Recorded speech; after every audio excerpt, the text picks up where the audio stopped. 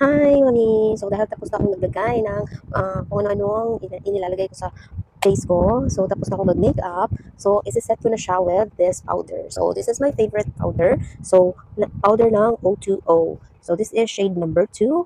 So, gustong-gusto ko talaga siya kasi natatanggal yung shiny, o pagiging shiny ng face natin. Tsaka, ang economical pa niya. So, ang tagal na nito sa akin. So, matagal talaga siyang nauubos. So, eto pa. Ito.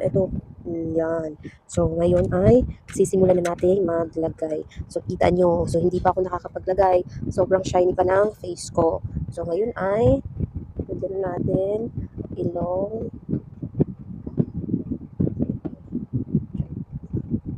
Oh, ano na? Shiny pa ba? Kita nyo? Kita nyo yung difference? Nawawala na yung shine, di ba?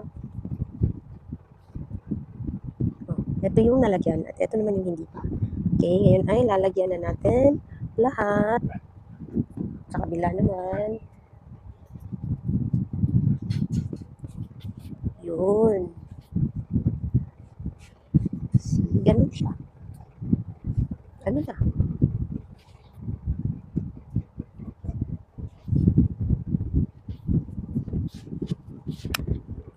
Ano na? Mag-check out na yan. Check out na. O2O.